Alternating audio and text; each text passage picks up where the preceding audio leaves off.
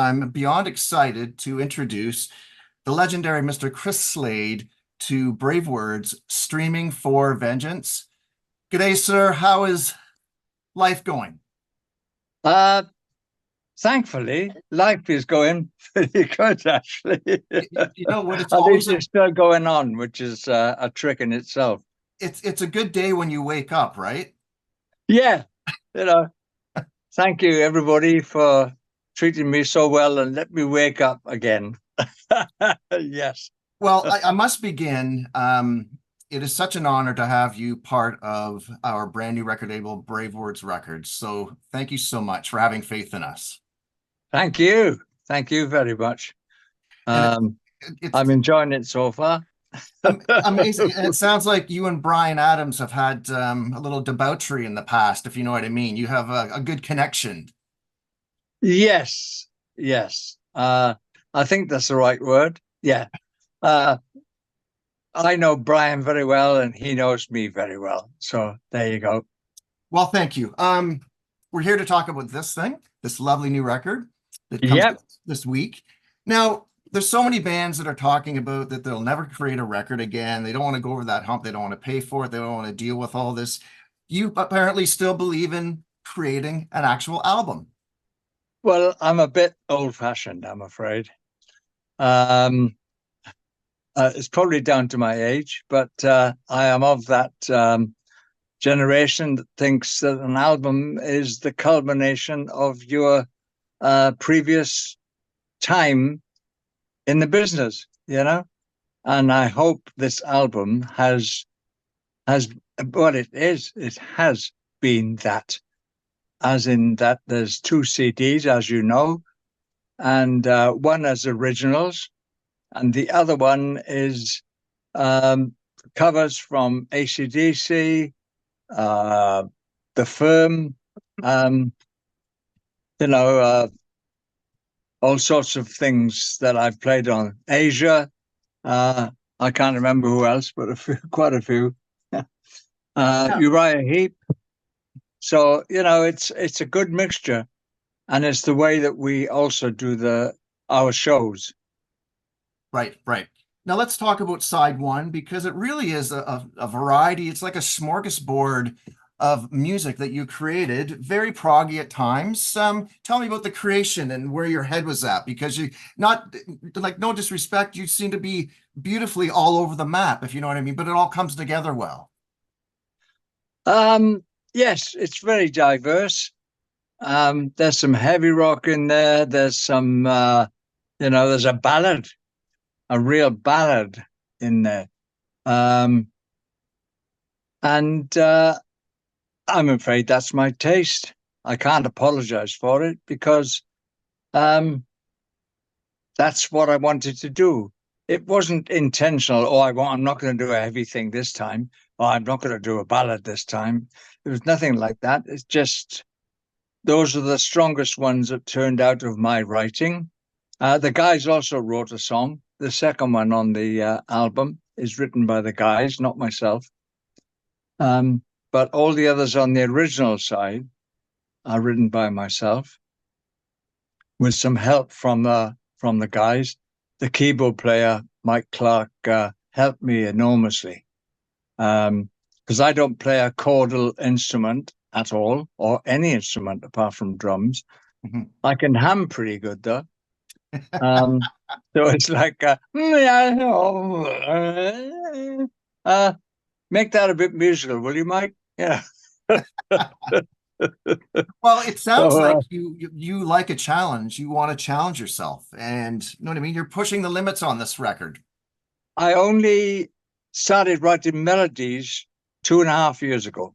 Okay. It just popped out. I went, wow, I've been writing lyrics and I know I can do it. And sometimes I'm quite good at it. But melodies, I never thought I'd be writing a melody in my entire life, to be honest. Mhm. And one just popped out one day. Honestly, that's exactly the way it was. And I went, la, la, la, la, la, la, put it down on my memo pad and took it round to Mike and said, makes sense. I like, will you, Mike, put it in minor. I know the difference, between minor and major. And, I know the construction of a song, verse, chorus, etc. And I try to make it entertaining. And that's my criteria, really. And it has to be entertaining to me as well.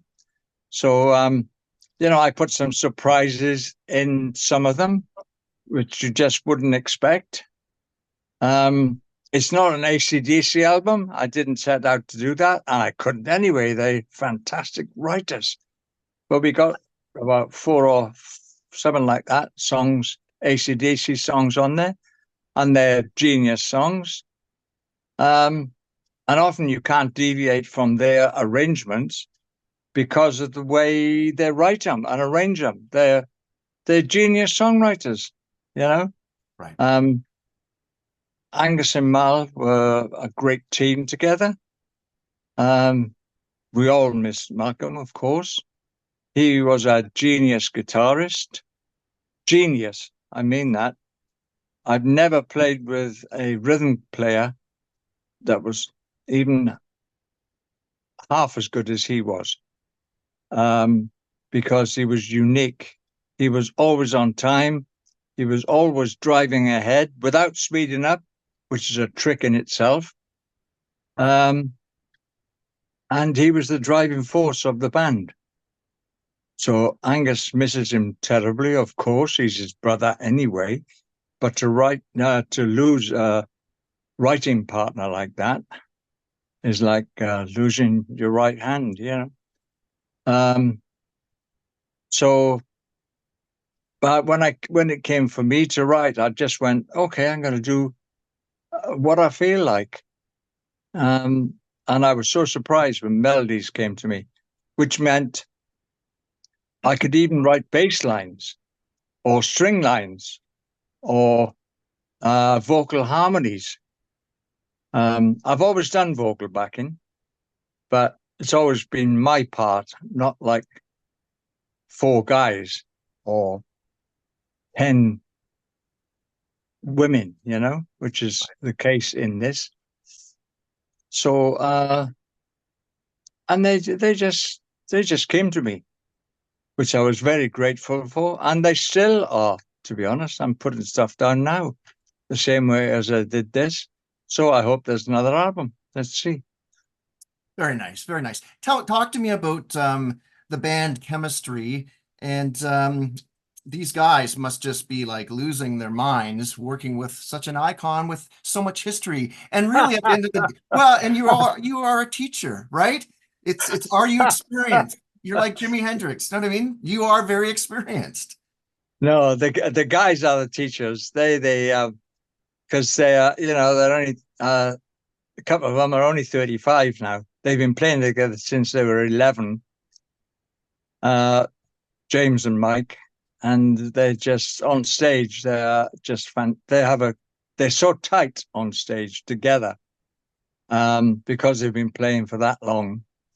And they solo so well, both of them, and they're both music teachers in their spare time, if you like. Right. And so they're the teachers. I'm not even a pupil, because I'm not even playing a musical instrument as such. So it's no, I've always been a rock musician. There's a big difference between rock musician and rock star. Jimmy Page is a rock star. David Gilmour is a rock star. Angus is a rock star. I'm a rock musician. So I fit in in a band wherever I'm asked to join that band. And that's what I've always done. And I've always tried to get on with people. And that's been my philosophy through life, really. So, and if you don't agree, I'll punch you. But never mind. We won't talk about that. Now, the tribute songs, like, it must have been like not a nightmare, but like you have so much to pick from. So tell me how that process went to nailing it down to, was it eight or nine now, right? Two, four, Well, six. we have always recorded, but we've never had um, originals. So the other guys have started writing now as well. But it's always been covers, like the Asia song, like the AC/DC. And we thought we'd put them out one day when we get the chance. But if you put out too much AC/DC, it looks like you're an AC/DC tribute band, and we're Right, not. right, Nobody wears shorts, and plays an SG. Um, so it's difficult. We've been doing very well for the last 10, 12 years in Europe. Last weekend, we were in Lyon, France for a festival. 2 weeks' time, we're in Italy for a festival. And then we go to Germany. 3 months ago, we were in Poland. When was it? It was this year anyway. We were in Chechnya and all points east because they starved for music over there, for live music. right, right. And so we love playing over there, and they're so receptive to the band. But they are everywhere, even in Germany, where they've got a surfeit of great bands. They're on all the time, Right. in every city, all the time, and the same in France. But they, I can honestly say this: they've never seen a band like Timeline.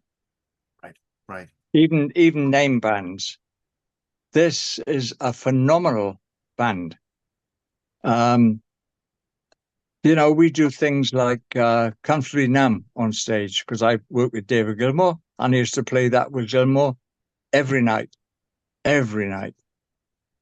And, James knows he's not David Gilmour or Jimmy Page, but he does such a great job.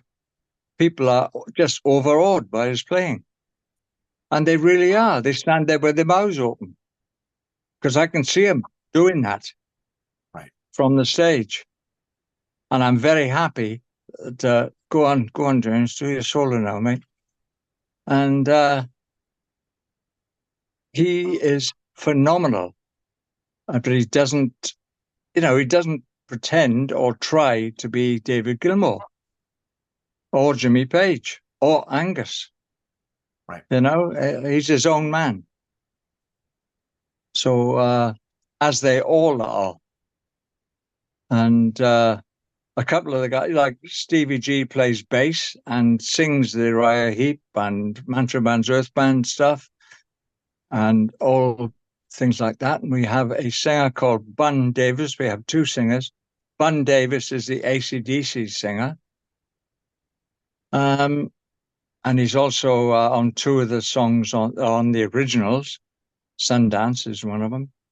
And I just hope it will do something, at least to get the band known as just the way they should be seen as a great unit. As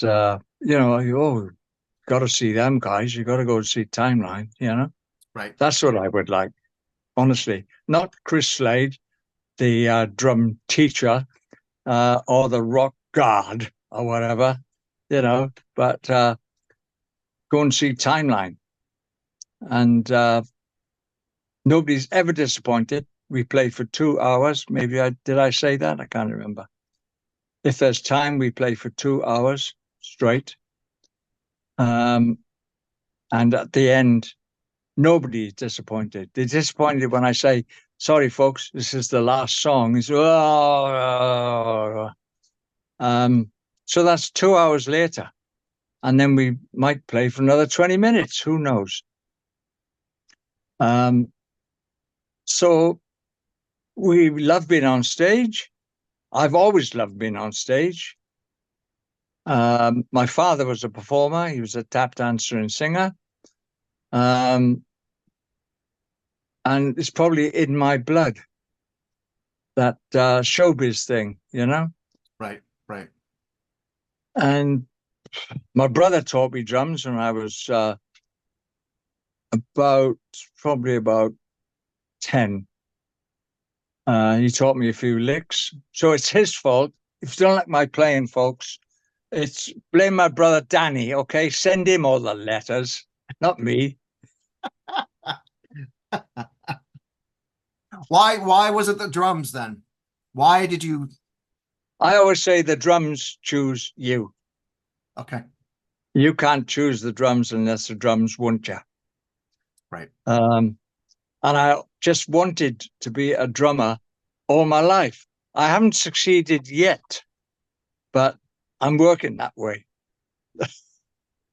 I have to show you something because we're coming up to a little end. You probably can't see this. It's my ticket stub for AC/DC at the Sky Dome, Oh, right. hold on, August the 4th, 1990, in support of that record.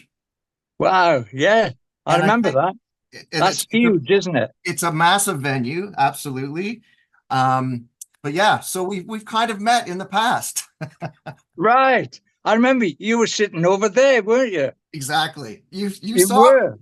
I remember you now. Yeah, you were there. And I remember you smiling. You were smiling. Yeah, man. Yeah. Oh, well, it's good to see you again. and vice versa. But this is a really interesting sideline because I've interviewed Mike Fraser a couple of times, Oh, yeah. and Nice he's the guy. master at Little Mountain Studios. I never was able to meet Bruce Fairburn, but we were talking. I gave him my list of my favorite Mike Fraser records, and we all know he's been on some iconic things. And one of them was the Coverdale Page album. And I said that Denny Carmassi's drum sound is just monstrous. And he said, Tim, at Little Mountain, we had this side loading bay. And he said it was the drum sound at Little Mountain that attracted a ton of bands, Motley Crue, Yeah.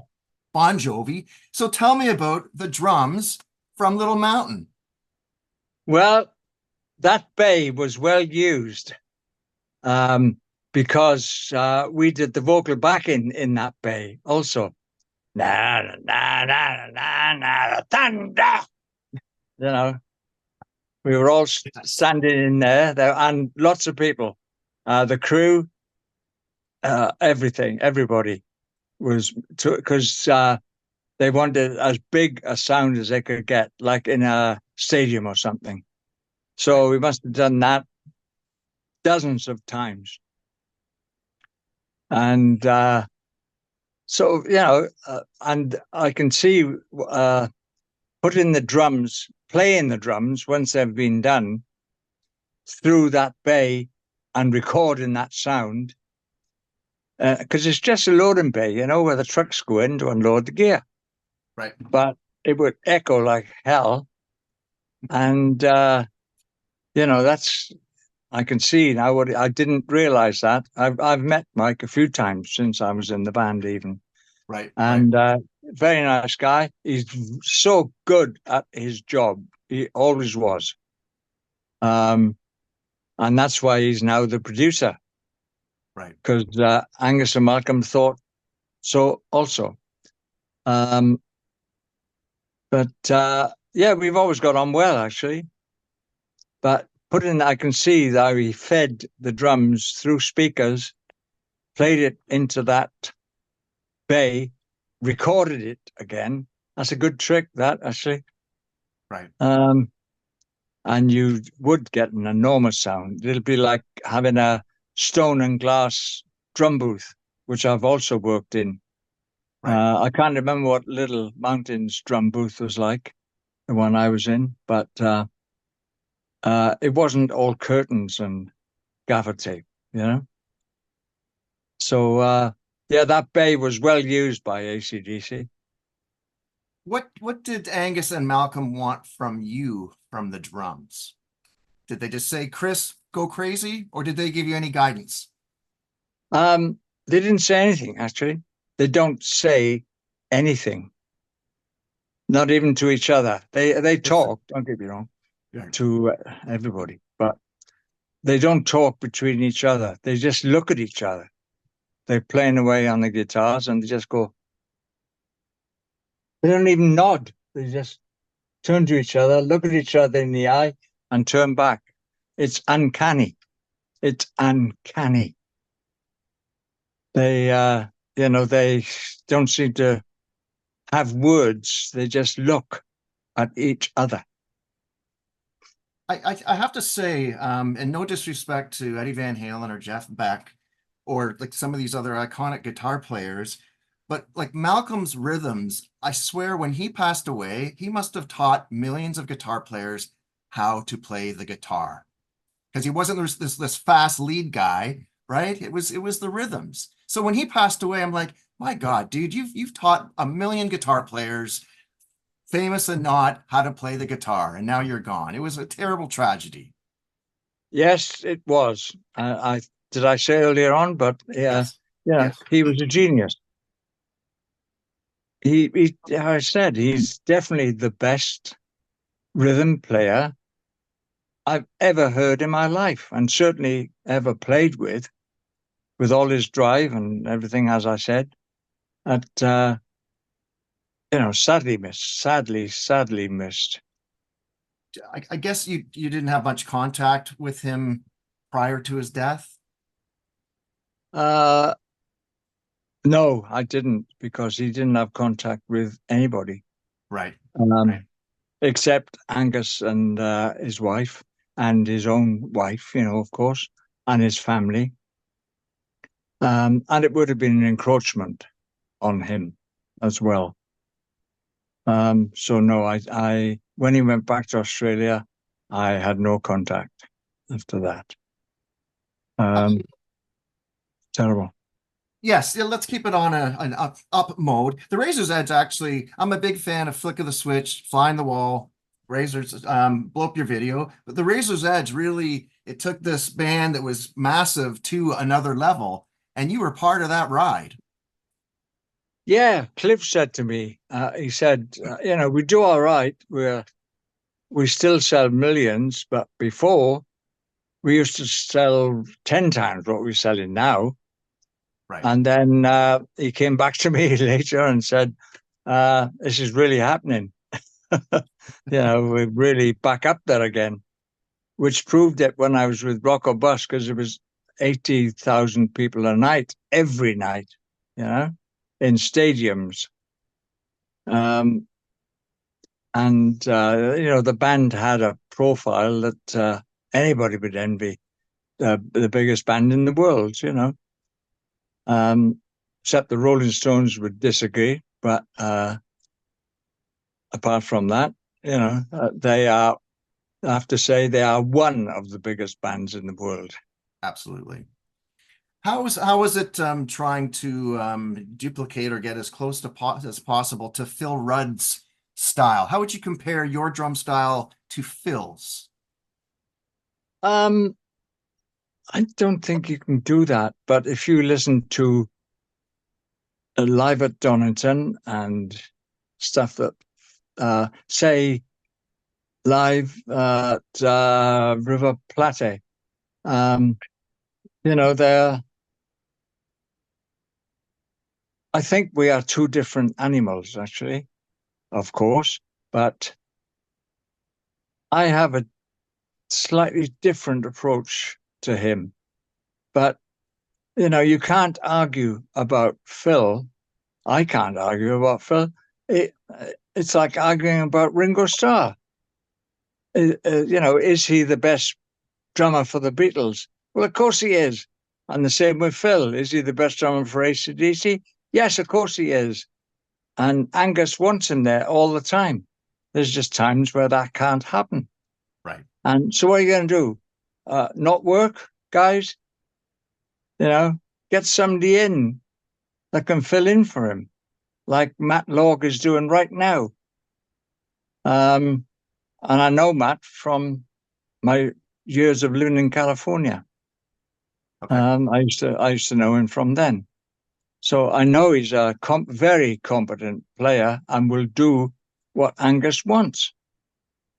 But none of us can be Phil Rudd, and Phil Rudd can't be me or Matt Log. Right. Right. But we can try and do a professional job and do what any professional. John Bonham couldn't be in Led Zeppelin anymore because he'd passed away. Right. So they got his son. His son couldn't possibly be John Bonham, and vice versa. So, you mustn't close your minds, folks. You just got to keep an open mind and enjoy the music, which is the whole point of the exercise. Right. Right. Now, when Manfred Mann really were taking off, well, they were taking off in the 60s, right? They had like two kind of takeoffs. But in the 70s, there was also this band called AC/DC that was formed. Were you aware? Did you follow AC/DC during those early Bon Scott? Were you collecting the albums? Were you paying any attention at all? I bought Highway to Hell when it came out, Okay. when I was in Earthband, and I played it and played it and played it and played it for a whole weekend without stopping. And I thought it was fantastic. I honestly did. And Touch Too Much ended up being my favorite song, which we do in Timeline. And I was a fan in that way. I bought the album, paid money for it. I didn't get a free copy or anything. It was decades later that I was to join the band. So yes, I was a fan. As Simon Wright was. He knew all the AC/DC stuff also, because he played in an AC/DC tribute band. Right. So, how can you not be in the music business and be aware of them? But I had my own thing going on with Earthband, So I was aware of them, of course, because we worked a lot. Earthband worked a lot in Germany, and they were huge in Germany. And people say, "Hey, how about AC/DC?" I say, "Yeah," not knowing really what I was talking about. But you disagree with a guy when he says that, How about Chad Smith? Yeah, of course. And Chad's a great guy, actually. He's funny as hell, and he's a really good guy. I just picked that name, that's all. Sorry. I was trying to think where else I was going with that. I just musicians, I think anyway, I've found that do not tend to look at the competition too much unless they happen to see it on MTV or something, and if they hear a good band and they've got their own career, so they go into their own gigs, they try and promote their own gigs, they're trying to turn up on time and all those things that you do. So you don't get a lot of time. It's different to these days. You don't get a lot of time to listen to the competition. And it is competition because you're all in the same thing, struggling for the same end. Right. You want to be top of your tree, whatever that tree is. So it's a matter of that. It's professional blinkeredness, if you like, or earplugs or whatever. I don't think I could name another musician that has played with so many incredible guitar players. And it would be the worst question on the planet to say, what was your favorite? Like, how can you pick between Jimmy Page and David Gilmour, right? You can't. I always say when they ask me for favorite gigs or favorite bands or whatever, I always say it's like your kids. You don't have a favorite, but and you love all of them. You might have in your heart, you might have a favorite, but you would never tell your children that, I think Fred is better than all of you. he's not such great, but he's the best flute player you'll ever find, Right. So, you can't do that with the children. And I warned both my sons not to be drummers. I did what I could for them because they wanted to learn drums, I did what I could. I always said, don't be a drummer. Play guitar or keyboard or sing or anything. Just don't be a drummer. And they're both drummers. And one lives in Calgary, Canada, actually, Oh, wow. Okay. Okay. which probably I'm isn't a too little far far from from you. that right now. You are? I'm a little far from. I'm in Southern Ontario right now. So Oh, he's a I couple of see. provinces over. I'm very close to that venue, the Sky Dome, Right. where we last I met. see. Ah, I didn't know that. I thought you were in Canada, at least in Canada, Yes, yes. Canada's Yeah. big, very wide. Yes, I do languages, one of the phrases that comes up in the languages, Canada, as you got to put it in another language, Canada is very big. Yeah, it's quite big. It's too big sometimes. I've got a couple more quickies for you, if you don't mind. Sure. There's very few cover songs that actually become more famous than the original song, and so many people don't even think it's a cover song. Did Bruce Springsteen ever comment on the cover to you guys? Not that I know of. I don't think he likes it because Manfred turned it into a pop song. And he wrote it as like a shuffle, and I think it was just him or something. I can't remember what the original was now. But it was more like blinded by the light, very low key. And Manfred turned it into this pop song, and it became a number one all around the world. And I'm sure it kicked Bruce off. I said to Max Weinberg, the drummer, his drummer, E Street drummer, Yeah. a few years later when he came to see the firm, and we were in the dressing room after the show, and I said, "Hey, Max, I should tell you actually, I was the drummer on Blinded by the Light." He said, "Oh man, that kept us going for years."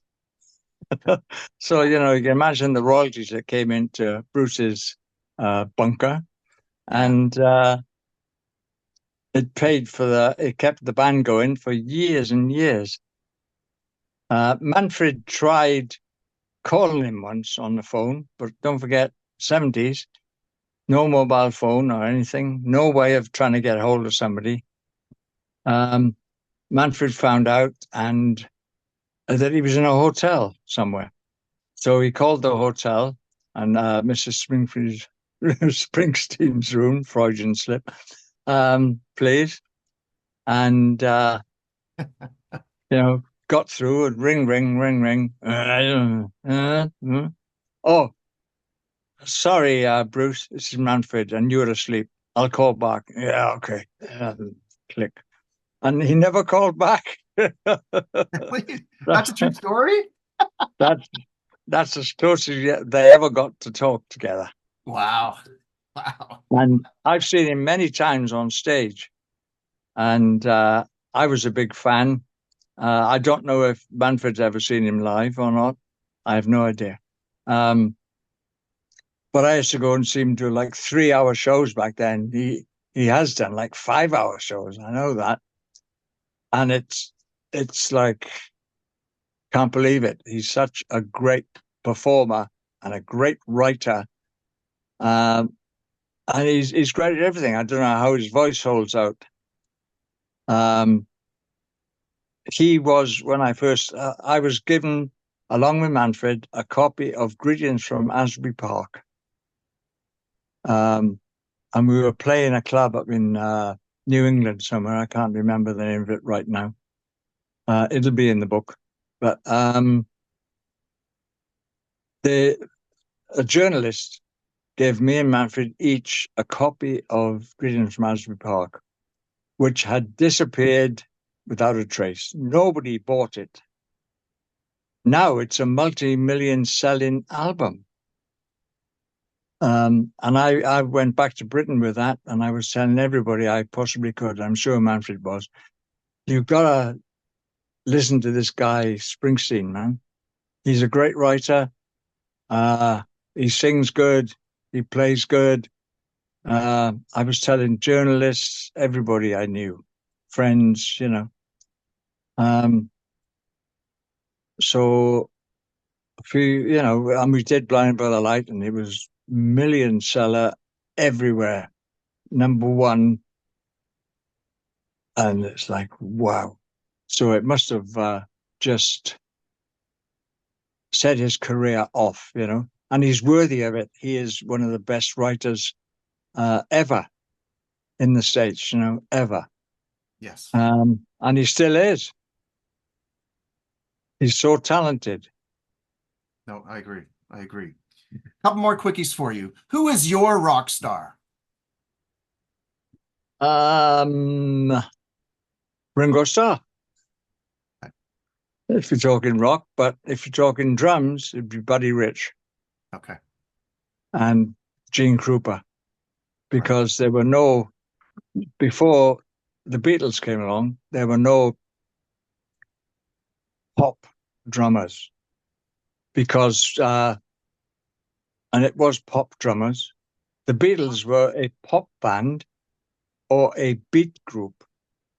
The same with the Rolling Stones, pop band, beat group. Not pop band, I'm sorry, it wasn't a band, it was pop group or beat group. We didn't become bands until the 70s. I think it must have come from America. We're not a group, man. We're a band. And that's stuck ever since. And I'm sure it was American. But that's what we were called in the press, pop band, pop group. No matter who you were. Did you have a relationship with Charlie Watts? No, never did. I wish I had, actually. No. Who did I? Bill Wyman, I met a few years later, a few decades later, actually. And because my first real professional gig, although I'd made money down in South Wales with Tom, was with Tom Jones, supporting the Rolling Stones in Oxford Street in London, Really? which is the main shopping thoroughfare. Yes, yes. And it was a tiny club there, and it was their first, I think it was their first professional gig. It's when they brought out their first record. It was called Come On, and it was a Chuck Berry song. They hadn't started writing yet together. Right. And that club, I'm sure, was supposed to hold 200 people, and I bet there was 500. You couldn't get any more in. It was impossible. And it was so hot. They were throwing water over us, which is a bit dangerous when you use electric guitars, you know. You're plugged in. Especially in those days. Yeah. They were, especially Tom, they were throwing buckets of water over him. And maybe it wasn't because he was sweating. I don't know. Maybe they needed to for other reasons. But I saw Bill Wyman. I said, I was at that show in Oxford Street, you know. He writes about it in his book. And they blocked the whole of Oxford Street, the fans for the Stones. Thousands and thousands of them had blocked the whole of Oxford Street. So no traffic could go down it. And it was the day when traffic did go up and down it, but not that day. And I said, hey, Bill, do you remember that? You know, I know you remember it. You wrote about it in your book. He said, oh, yeah, I remember that day. Fucking hot, wasn't it? That's exactly what he said to me 50 years after. Wow. Wow. I can't believe that the vinyl craze these days, it's actually helping some bands survive because they're at least making money on a hard copy of something. Do you remember your first vinyl? remember your first vinyl or 45 Yes, you bought? it was a jazz movie soundtrack called All Night Long. Okay. And Patrick McGowan, the actor, played a drummer who was trying to make it on the jazz scene. And I thought that plot was fantastic, wouldn't I? I was, trying to be a jazz drummer. This was before Tom Jones, because that was so cool, man. You could dangle your cigarette between your lips while you play and things, cool things like that. I used to smoke in those days. And, it's, and some people that I met through Tom were in that movie, and they played different characters. Like, I'm trying to think of his first name, Morgan, who was a top session man. He played on some of Tom's stuff, along with a lot of other session men and myself. Barry Morgan, that's it. He was in that movie, and he played a Latin with makeup on, a Latin percussion player. Now, he was great at percussion anyway. He was a great drummer also. And there were a few other musicians. I can't think of them. I'll have to look at the soundtrack. I've still got the record. So, I aspired to jazz, at the beginning, this was. So that helped my technique, which came in handy. And I always listen to big bands, like big brass bands. 30-piece orchestras, Count Basie and Duke Ellington, things like that.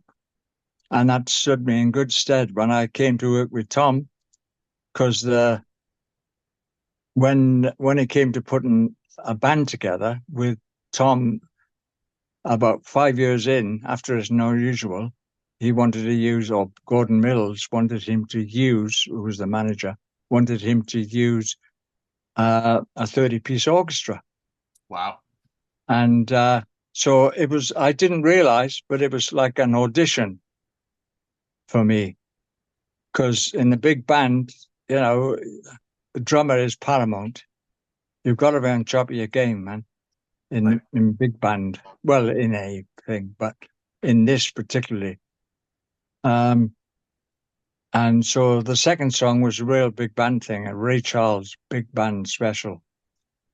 And they counted in, and I went straight into it. And it was, what I did was, if I say so myself, was absolutely flawless. Nice. Which I think everybody was surprised at. I walked out of that audition room, and I bumped into Kenny Clare, one of the best and biggest jazz drummers in Britain.